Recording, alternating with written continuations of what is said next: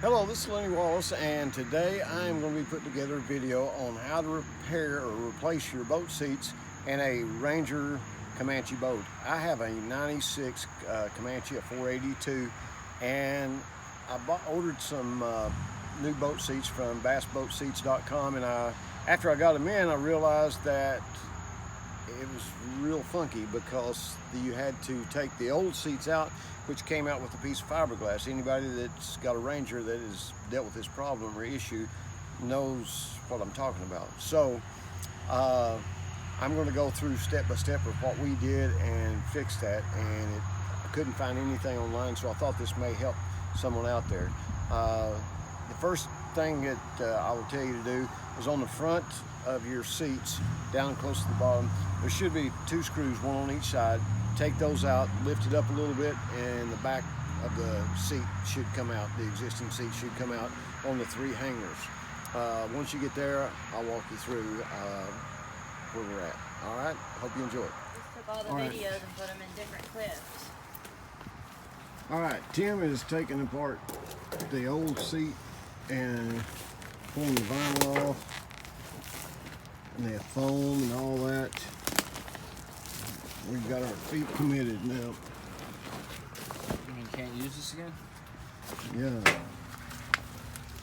Each one of these has to be individually taken off. Just rip it off. At the bottom of these seats, they had 4 bolts going through. Right there, right here, right here. First one, real stubborn, they just sit there and spin, so we had to wind up using a sawzall to cut them off. Now we're keeping the spacers because we don't know what all we may need out of that, but we're going to keep on going and keep ripping stuff off, and it's getting there.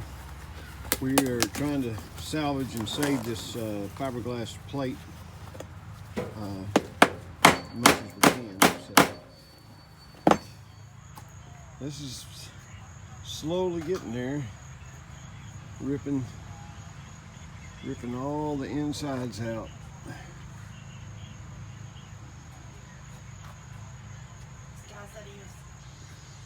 All this has got to come out. Screws, bolts, pad, staples. So now we're taking a long brush to get this existing foam off. I tried to isolate the tool, but this thing works faster. Just a wire brush and the same polisher.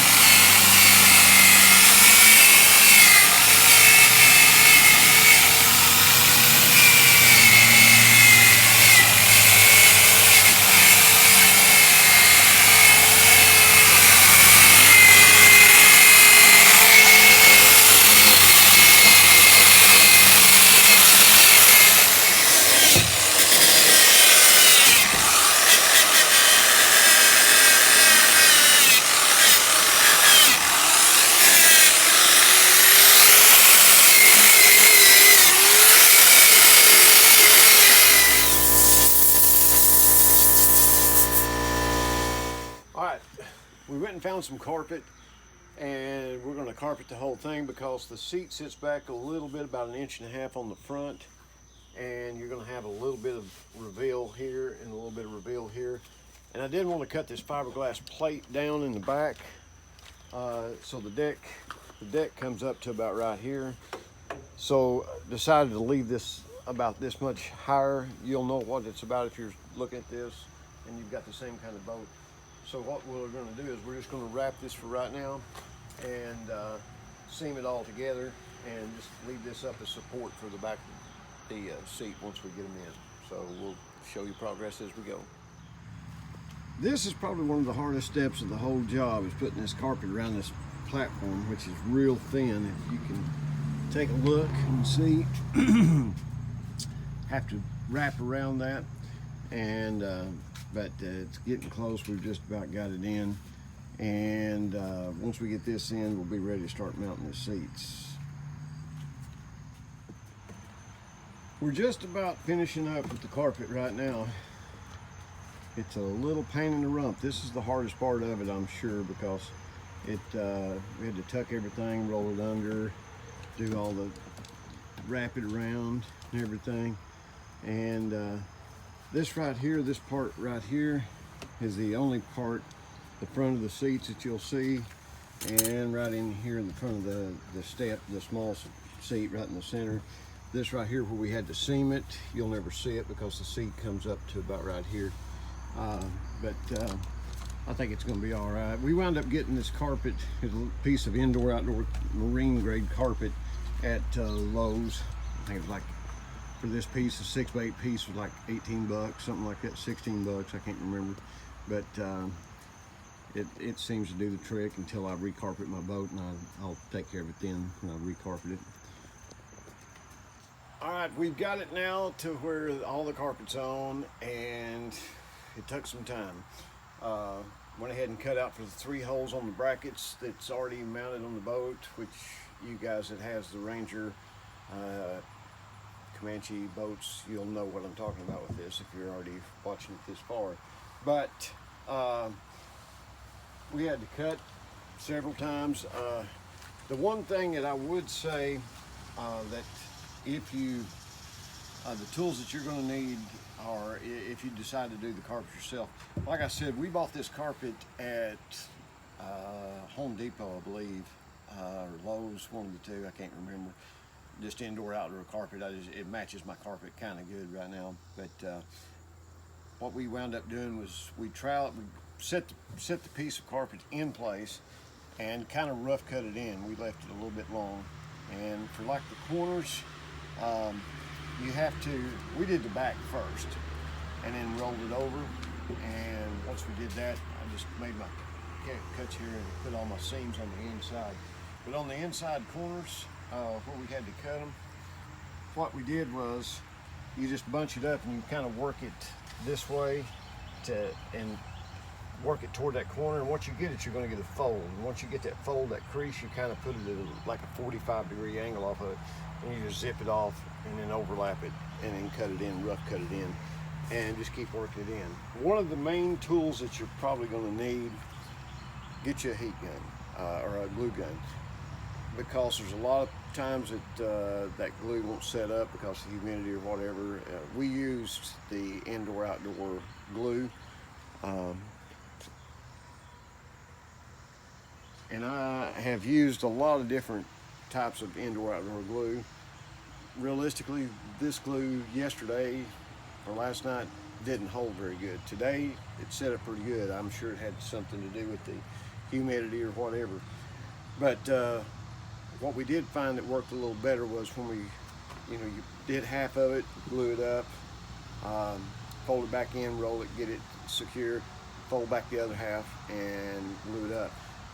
Today what I did was, when we folded it back, glued it up, we let it tack up for about 20 minutes, 25 minutes, and it seemed to grab a lot better. So I would probably recommend that if you've got the patience to do it, and it is going to take some patience to do the carpet, because it's time consuming, and I mean, realistically, the only parts that you're really going to see is this top, the top of this step, the top of this one, and right here in the fronts. You may see a little bit on the armrest, but that's whatever. It's doable. It just depends on how picky you want to get with it. But the next step that we're going to do is have the chairs, and we're going to set them in and try to look at attaching those, and we're getting closer. Keep you posted.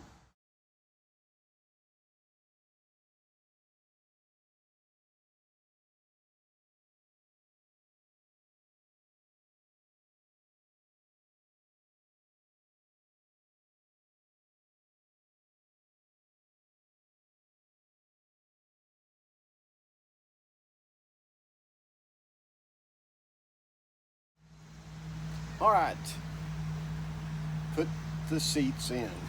So what we did was we put all 3 seats in. They fit great. So what we did was got the reveal about the same, pushed it flush against the fiberglass piece on the back. Then we tuck on the bottom of these seats. They had 4 bolts in for the pedestals or whatever you wanted to mount them to. But they also had 2 other screws in the bottom of the seat. You take those 2 bolts out and all 6 bolts, and the pad comes right out. Then you've got access to the top of it. So what we did was got it right exactly where it needed to go. And if you look, all the holes have got grommets in them that will accept a bolt. So what we did was we got it just right. We used a pilot hole of about an 1/8 inch bit, went down through the center of each of these 4. And once we did that, we removed the seats, and then I took a bigger bit. I don't even know what size it is, but a bigger bit, bigger than the bolt a little bit, so it could play if it needed to. And I went ahead and flushed out the holes with the bigger bit. So now we're getting ready to bolt it up from the bottom and see if it's going to attach. Hopefully it will. Well, we're almost done.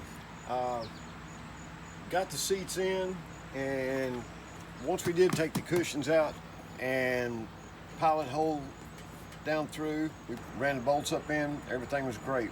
We had to go get some different screws, some stainless steel, but we got them, and the ones that came with it were like 1.5 inches. We had to get 2 inch for the bucket seats, and for the middle seat we had to get 2.5 inch to reach up in there to get them done. The middle one was a little cantankerous because we put the 2 bucket seats in first, and then we had to put this one in. Well, you can't take the cushion out of the middle one, so what we had to do was put a piece of cardboard in there, put bolts in the bottom of the middle seat where it went, and then pressed it down, locked it in place, and then pilot holed through that and drilled them out. And it's a little cantankerous getting them just right, but it's tight. Everything works good.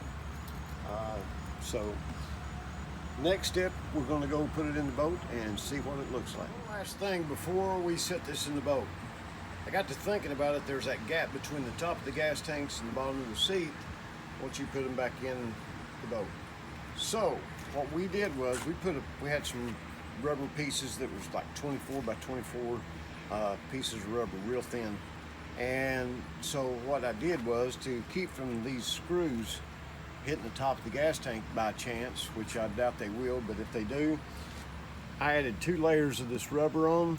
We just stuck it together, and we also put one of these some of the big mats in the boat on top of the gas tank. So this will ride against it before the screw heads will. We did it on all the seats here and here, just enough to keep it just a cushion, just in case that these screws were to get down into the top of the gas tank, which we don't want to do. So that's why we did it this way.